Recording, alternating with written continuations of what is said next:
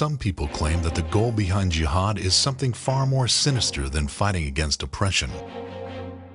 Islam is an anti-Christ religion that intends through violence to conquer the world. Jihad was, for 1,300 years, a holy war led by the Caliphate, the World Islamic State.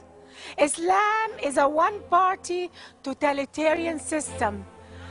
It's a one-party state that will not allow you to speak, and it will kill anybody who challenges or questions.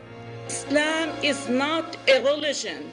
Islam a very dangerous political ideology.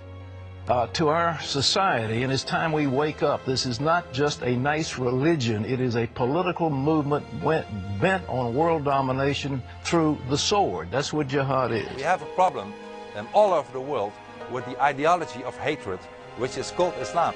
Jihad is not holy war, and that's a common confusion that's found in a lot of dictionaries and even some translations of Quran, that the word jihad is translated as holy war. Actually, war is not holy, life is holy. And the reason that war is legislated in Islam is to protect life in the first place. All of that goes back to protecting the sanctity of life. And within war itself, there are so many rules and regulations that the Muslim has to follow, which are designed to protect the innocent from harm or even abuse. Unfortunately, some people claim that combative jihad is a holy war against non-Muslims or a war to spread Islam all over the world. And to prove their point, they go as far as using some verses from the Quran, manipulating them and taking them out of context, taking advantage of the lack of knowledge of their audience about the Quran.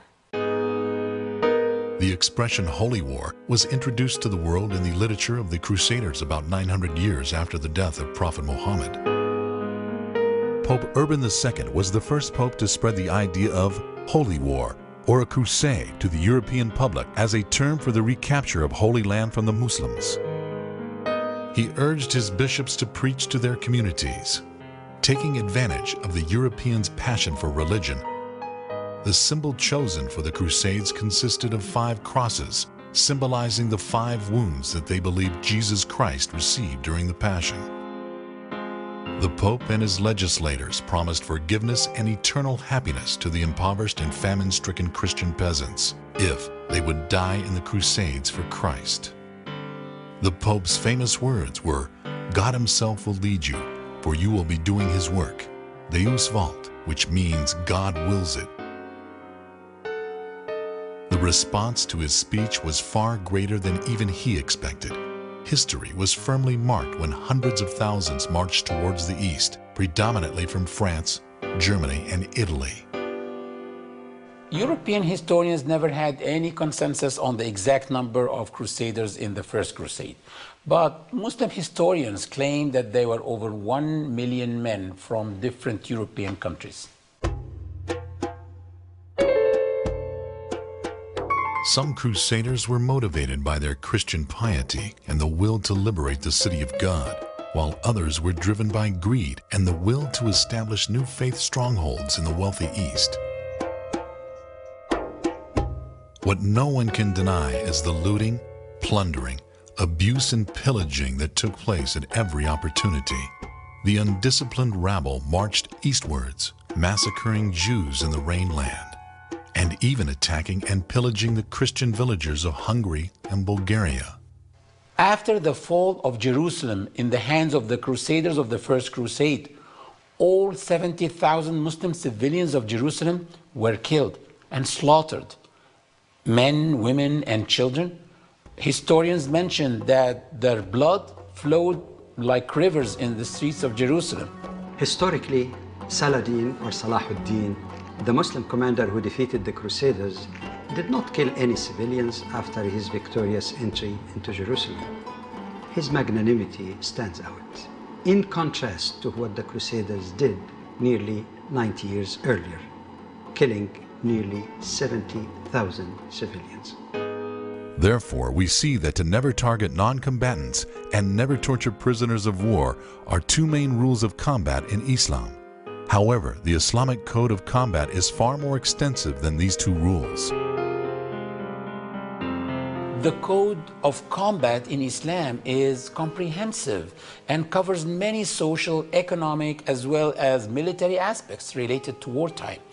Among its instructions is that Muslims must not destroy infrastructures. Another of the important instructions from Prophet Muhammad was, do not poison the wells. Amongst the teachings of the Quran is the protection of houses of worship. The Quran says, "For had God not decreed to repel some people by means of others, demolition would certainly have come to many monasteries, churches, synagogues, and mosques, in which the name of God is much mentioned in praise." Prophet Muhammad, peace be upon him, said, "Don't destroy crops, don't kill animals, don't even disturb birds in their nests." He did not allow the mutilation of bodies, whether dead or alive. Also among his instructions was to bury all dead. Even if the enemy fled the battlefield, leaving their dead behind them, it is the obligation of the Muslim army to bury their dead bodies like they buried their own dead. If Muslims are ordered to fight in order to repel oppression, if by fighting they themselves became the oppressors that they sent out to fight, that will be the greatest act of hypocrisy ever seen. So for that reason, in Islamic law, especially with regards to fighting, we find that the order not to oppress runs the gamut. Muslims are ordered not to poison wells, to destroy natural resources, to harm animals, to harm places of worship. In Egypt, where I lived for 6 years, I would walk around Cairo and still see churches that existed before the time that Islam came to Cairo, left in actually immaculate condition. Muslims were ordered not to harm anything, because if you're setting out to repel oppression, the worst thing that you can do is become the oppressor that you set out to fight.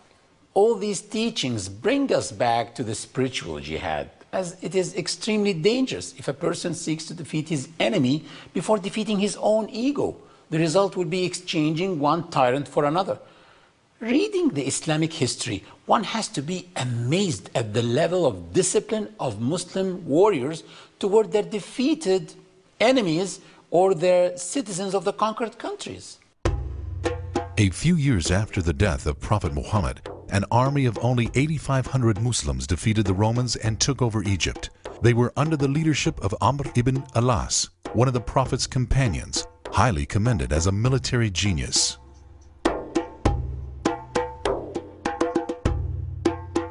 John, the Bishop of Nicaea, a city in northern Egypt, was a contemporary of the Romans' defeat at the hands of the Muslims.